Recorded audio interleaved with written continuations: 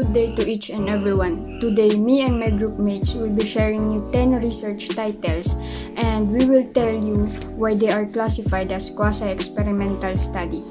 But first, let me tell you about quasi-experimental study. A quasi-experimental study. It is designed a lot like a true experiment, except that in a quasi-experimental design, the participants are not randomly assigned to experimental groups.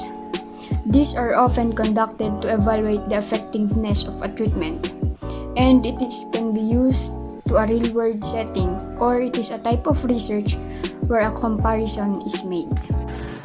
So here we have our research title, Classroom Practices of English Language Teachers and the Language Proficiency of Students in Primary and Secondary School in Bangladesh, which is written by Elsbeth Asbik-Bruce, Tom Power, and Robert McCormick. And now, we're going to find out why the title I've mentioned is a quasi-experimental research, or its design is quasi-experimental. So first, let's find out what is the goal of quasi-experimental design or research. So, here is it. Now, it says there that it establishes cause and effect relationship, right? Now, let's determine what is the cause and effect basing from the title I've mentioned a while ago.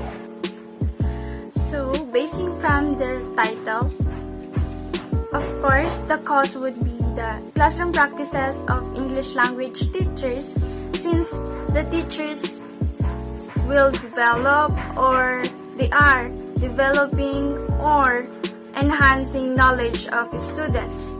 And that means the effect is the English language proficiency of students both in primary and secondary school.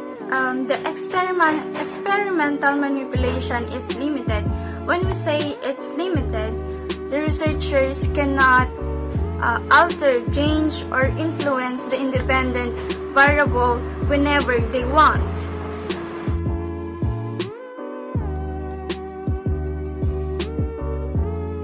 So for instance, the researchers cannot force or say to the independent variable, the English language teachers, to control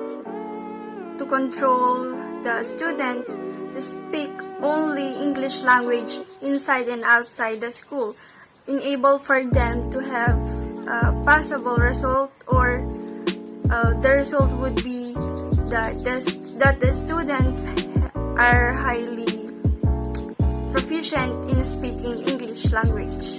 Another difference of quasi-experimental design to true experimental design is intact groups are used in quasi-experimental, while on true experimental, it is not used. Intact group. When we say intact group, it is wherein random assignment are not possible, are not possible. So from the title, we have intergroup, our dependent variable and independent variable. Our independent variable, which is the English language teachers. That means we cannot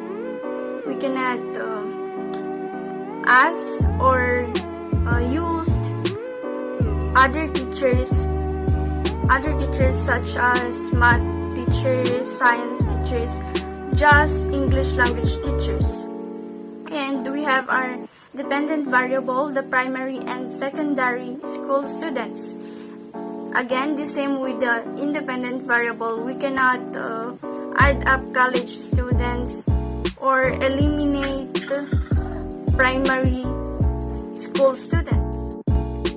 One research title is a quasi-experimental study of the effect of mathematics professional development on student achievement by Zahid Kisa.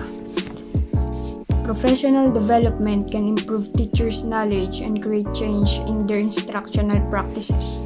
This makes it an important tool for improving students' learning.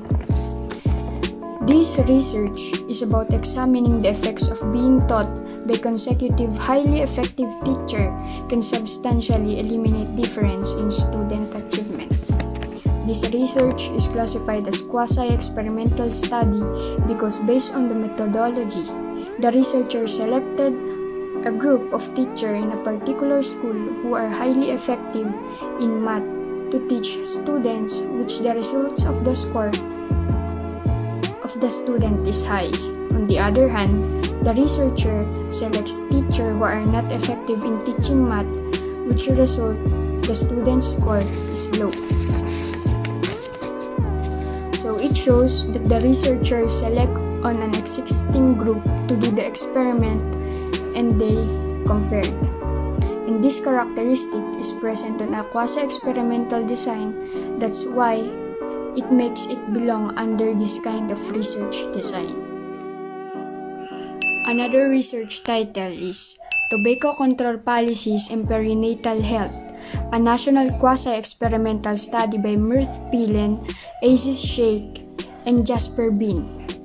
It has been recorded that millions of people has died annually due to tobacco use. According to World Health Organization, secondhand smoke exposure is much more hazardous. Secondhand smoke to pregnant parents results to intrauterine growth restriction and worse, death of the fetus. To prevent the increasing death due to tobacco use and secondhand smoke inhalers, a smoke-free workplace law was introduced and is accompanied by a tobacco tax increase and mass media campaign. This research is considered as a quasi since there's a comparison between the sample, which is the ratings without smoke-free law, and the ratings after the establishing of the law. The researcher first selects a sample, which are the pregnant women only, and after selecting the sample, the researchers experiment the effect of tobacco smoke to pregnant women. Reflections on Critical Thinking, Lessons from a Quasi-Experimental Study by Grassendorf, Jeannie, Rogol, Natalie C. In a pre-post quasi-experimental study assessing the impact of a specific curriculum on critical thinking, the authors employed a critical thinking curriculum in two sections of a U.S. foreign policy class. The authors found that the interactive and scaffolded critical thinking curriculum yielded statistically significant critical thinking. In a quasi-experiment, the control and treatment groups differ not only in terms of the experimental treatment they receive, but also in other, often unknown or unknowable ways. Thus, the researcher must try to statistically control for as many of these differences as possible, because control is lacking in quasi-experiments. There may be several rival hypotheses, competing with the experimental manipulation as explanations for observed results. Research title is Alcohol Prevention at Sporting Events, Directory of Open Access Journals Sweden by Natalie Derbich. This paper described the design of a quasi-experimental control group study to examine the effects of a multi-component community-based alcohol intervention at matches in the Swedish Premier Football League. Spectators are randomly selected and invited to participate by providing blood alcohol sample as proxy for blood alcohol concentration, or you can call pH. So the title I chose is all about a quasi-experimental design to study the effect of multicultural coursework and culturally diverse field placements on preserved teachers' attitude toward diversity by Patty Mori Adid. This is to investigate the impact of three types of educational treatment on the attitudes toward diversity of preserved teachers. And we presently facing a pandemic right now, so our president decided to have blended type of study like online classes, modular and face-to-face. And the effective preparation of teachers to meet the educational needs of students. Most of school prefer to do modular. And schools and institutions of higher education play a major role in efforts to build or destroy bridges of respect and acceptance for diversity. In additional, technical and professional workers as a group in the workforce are growing rapidly in occupational fields that are requiring higher skills levels.